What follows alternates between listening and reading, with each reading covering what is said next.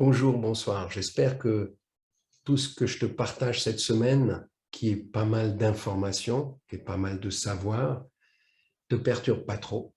Et bien sûr, je t'invite que si tu vois que ça ne te parle pas assez, tu peux rapidement les passer, mais je t'inviterai à y revenir un peu plus tard et à réécouter ces vidéos pour que tu comprennes bien le sens. Aujourd'hui, j'aimerais te parler de cet espace qui est au centre, que j'ai appelé la conscience ou l'esprit. Qu'est-ce que c'est? Qu'est-ce que c'est cet espace que je disais hier, où le moment où on peut créer ce vide, on connecte à quelque chose de plus grand que nous et on devient canal de la vie, canal de la nature. Et tout ce qu'on va faire devient beaucoup plus efficace, beaucoup plus bienveillant. Et c'est ce qu'on cherche à faire dans la relation qu'on aura avec nous-mêmes déjà, mais la relation avec l'autre. Alors peut-être que tu as observé, peut-être as-tu observé que lorsque tu vois quelqu'un faire quelque chose de bien, et bien souvent c'est servir, d'accord? Servir autrui, servir soit quelqu'un de plus faible, soit la nature. Mais quand tu vas voir quelqu'un qui utilise du courage, de la bonté, de la compassion, de la gratitude pour faire quelque chose de bien à autrui, tu as une petite larme qui vient dans tes yeux. Et cette petite larme, c'est une larme d'amour. On est touché. Alors, physiquement, qu'est-ce qui est touché? Oui, on appelle ça le nerf vagus, c'est un des nerfs les plus longs, nerf principal du système parasympathique. Le parasympathique, c'est ce qui nous expand, on avait dit, qui nous rend vaste, qui nous rend heureux, qui nous amène cette joie de vivre. Et donc, quand ça active ce nerf vagus, ça a un effet de calme, ça a une sensation de chaleur, et on a dans la région du cœur une sensation d'ouverture, de lumière, de chaleur. Donc je t'inviterai, on va observer tout ça de manière consciente. Mais déjà, observe que quand tu as quelque chose, tu peux voir dans des films, tu peux voir dans la réalité, tout d'un coup, tu as cette larme d'amour qui vient.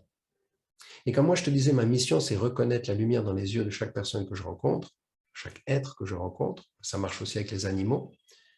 C'est cette larme-là qui vient.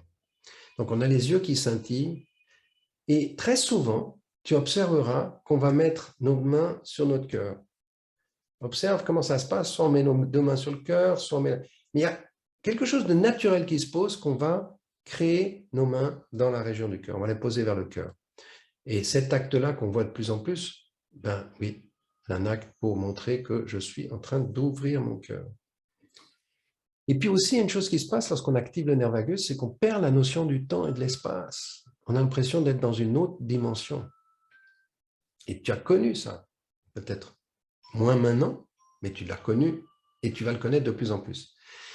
Et puis aussi, lorsqu'on voit ces actes-là, ça génère cette fameuse oxytocine, qui est cette hormone de l'amour, d'accord, qui va nous générer cette envie d'être généreux, de créer d'abord de la relation et de la générosité, d'accord, et qui nous lie à l'autre, qui crée du lien dans les relations. Naturellement, on fait ça. Et donc, on a l'impression qu'on peut s'ouvrir, que l'autre n'est plus un danger, l'autre fait partie de nous. Donc, on peut facilement entrer en relation, embrasser l'autre, le cas échéant. Quand je dis embrasser, ça veut dire l'accueillir comme il est. Et ça nous donne l'envie d'être au service, l'envie d'être généreux, l'envie d'offrir quelque chose.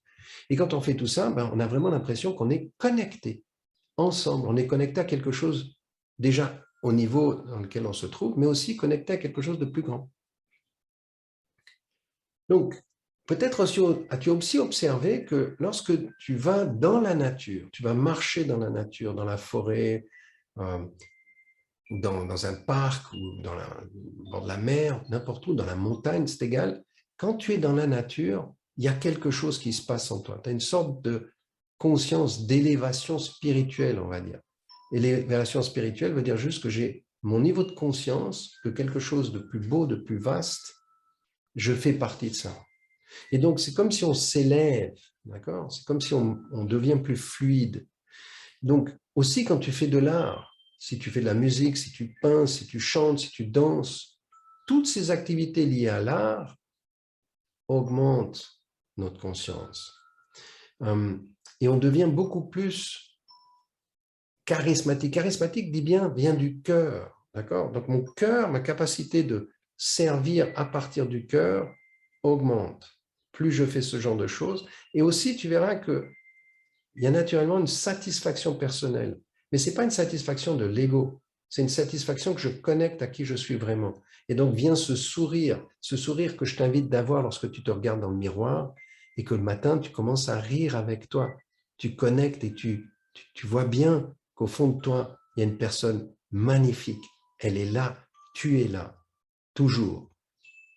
Et tu n'attends pas forcément le regard de l'autre. Pour le moment, c'est toi.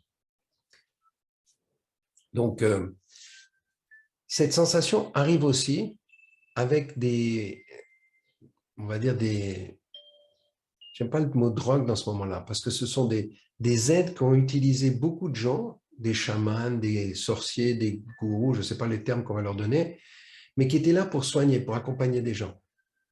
Peut-être tu connais l'histoire de la LSD, mais on a toutes ces trucs de drogues, par exemple le hashish, qui est très connu aujourd'hui, ben, ça a été utilisé par des gens qui voulaient justement connecter plus à travers cette substance. Le problème, c'est qu'on a dévié la substance et on en fait des drogues pour partir et déconnecter. Non, le but, c'était de connecter. L'ecstasy, le peptiol, donc c'est des champignons hallucinogènes, l'ayahuasca.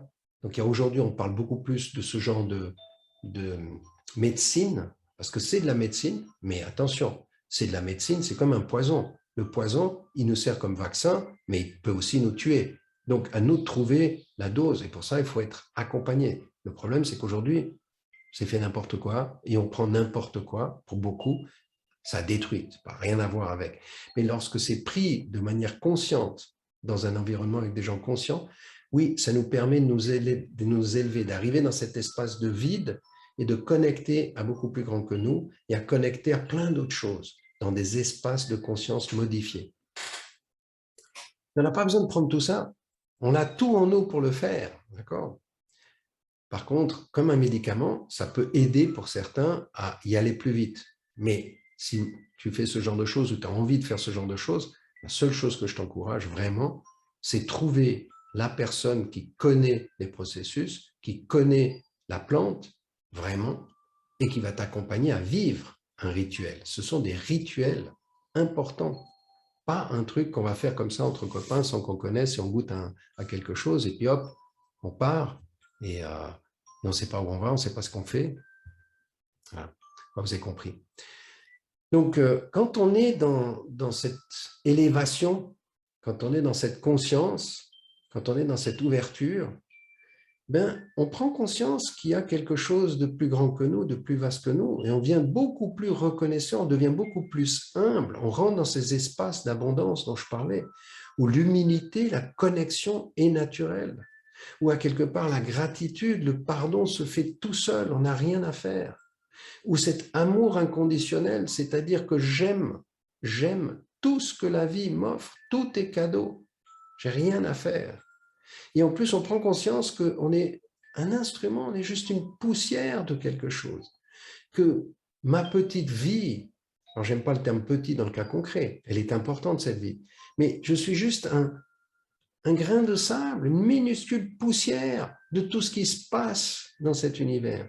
Et que cette poussière-là, eh ben, elle est influencée constamment par tout ce qui se passe autour de nous. Alors oui, j'ai une marge de manœuvre. La vraie marge de manœuvre que j'ai, c'est comment je vis l'expérience et de décider de vivre cette expérience le mieux possible. Ça, je peux décider. L'humain, il a ce libre arbitre. Mais il faut mettre de la conscience dedans. Par contre, que tout ce qui se passe autour de nous, j'ai très, très, très, très, très peu d'influence. Même si je crois qu'avec mon ego, je suis celui qui gère tout et qui contrôle tout. Non, de loin pas. On voit bien avec tout ce qui se passe au niveau du climat aujourd'hui, de comment la nature réagit, que non, on est juste un pion dans tout ça.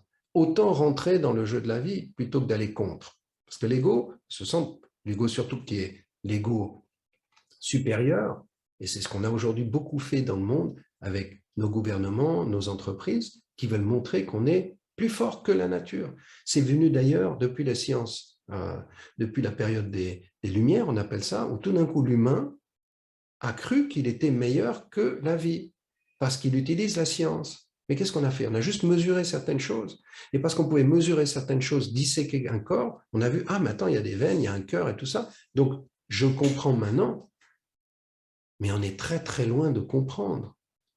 Et donc, le cœur, le côté matériel, c'est juste une petite partie. On commence de plus en plus à comprendre qu'il y a un phénomène énergétique. Oui, le cœur en tant que matière, il a ses problèmes et on sait les soigner lorsqu'on est dans la matière. Mais lorsqu'on est dans l'énergie qui est beaucoup plus subtile, non, il y a d'autres mécanismes de soins.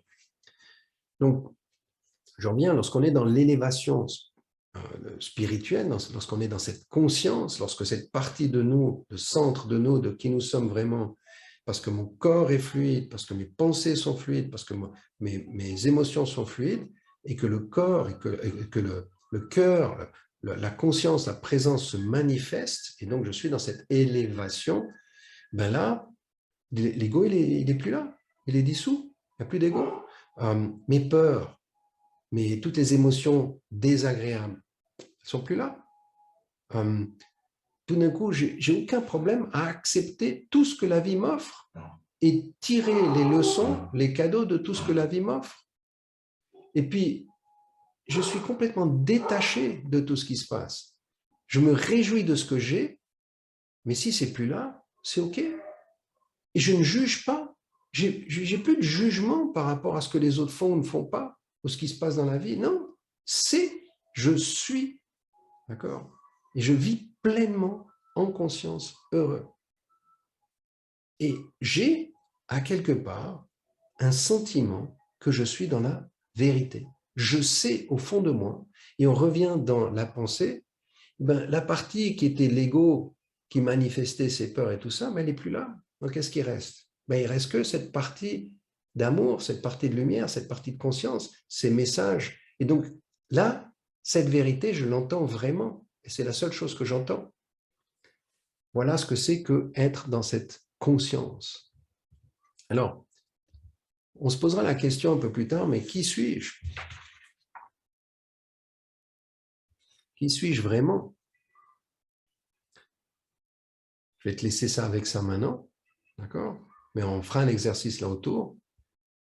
Ce que j'observe, ce que j'aimerais te partager, c'est que oui, on observe nos comportements humains. Il y en a plein de comportements humains. Donc, c'est facile à voir. Et aujourd'hui, tu vois dans ta relation que les comportements ne sont pas des comportements bienveillants, des comportements agréables. Et c'est pour ça que tu es dans une souffrance, et c'est pour ça probablement aussi que tu es là, parce que ta relation est difficile et toxique. Donc les comportements qu'il y a dans votre relation ne sont pas OK. Mais les comportements, c'est juste la pointe d'un iceberg. Et tu connais l'iceberg, la plus grande partie, elle est immergée. Donc sous l'eau, qu'est-ce qu'il y a? D'abord, on a appris des compétences, on a développé des compétences. Au fur et à mesure qu'on bouge dans la vie, on acquiert des compétences. Mais est-ce qu'on a des compétences de communication? Est-ce qu'on a appris comment communiquer avec bienveillance? Bien souvent pas. On n'a jamais appris ça. Donc, il va falloir les apprendre, ces mécanismes de communication. Ensuite, on a des personnalités. On a différents profils de personnalité. Et je t'inviterai à faire un test de personnalité juste pour que tu vois que chacun d'entre nous, on a des personnalités un peu différentes. Elles viennent, on va dire, d'archétypes. Je n'ai pas trop envie de venir maintenant sur les archétypes, mais on a quelques personnalités primaires, des archétypes primaires. Ça, c'est un psychologue qui est exceptionnel qui s'appelle Carl Gustav Jung, qui l'a bien défini. Donc, à partir de là, on peut maintenant définir un peu mieux les personnalités. Peut-être tu as déjà fait des tests comme MBTI, Myers-Briggs, par exemple, ainsi de suite. Good. Ensuite, on a des valeurs. Mes valeurs, c'est des choses qui ont de la valeur pour moi. Ce n'est pas forcément les mêmes choses que celui qui est en face de moi. On peut avoir des valeurs différentes. Les valeurs sont inculquées par notre éducation, par notre expérience de vie. Et donc, certains ont des valeurs qui sont rigoureuses. On voit ça dans, je disais, les extrémistes, en particulier religieux ou politiques. Mais on n'est pas besoin d'aller forcément dans les extrémistes. On a tous des valeurs et on verra qu'on a des valeurs différentes d'une personne à l'autre. Et si je veux être en bonne relation avec quelqu'un, j'ai intérêt à partager les mêmes valeurs. C'est beaucoup plus facile de communiquer. Si on a des valeurs complètement différentes, beaucoup plus difficile, ça crée constamment du conflit, donc fatigant. On a des croyances. À l'intérieur de nous, on a des croyances. Donc, je parlais de ces pensées, on se raconte des histoires, et tout d'un coup, ça devient des croyances. Alors, les croyances, elles peuvent venir de nous-mêmes, mais elles peuvent aussi nous être inculquées par notre éducation. Et donc, toutes ces croyances, c'est juste des artifices, c'est juste des histoires qui ne sont pas réelles, mais qu'on prend pour réelles. Et beaucoup de ces croyances sont des croyances limitantes, nous empêchent. Heureusement, on peut aussi avoir des croyances qui nous font évoluer, qui nous donnent de la puissance.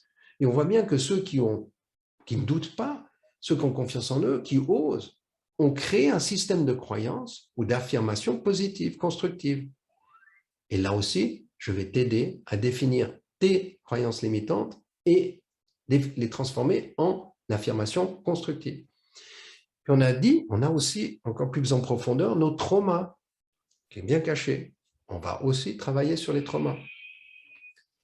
Et donc, tout au fond, je considère qu'on a deux états d'esprit, le fameux état d'esprit activé par l'ego et l'autre état d'esprit activé par la conscience, l'amour, la lumière.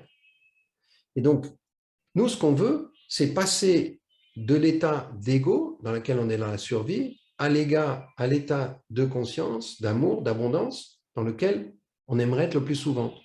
Mais la nature, on va dire les événements de la vie, vont constamment nous ramener dans l'espace de survie. Et donc, nous, ce qu'on doit savoir faire, c'est comment je fais ce pas-là, de sortir de la survie pour aller dans l'état d'amour, d'abondance. Ce pas, c'est la formule Pohnau. D'accord? Et pour observer où est-ce que je suis, tu te rappelles, je t'ai dit, il nous faut une carte et une boussole. La boussole, c'est la formule Pohnau. La carte, ce sont les espaces relationnels dont je t'ai parlé.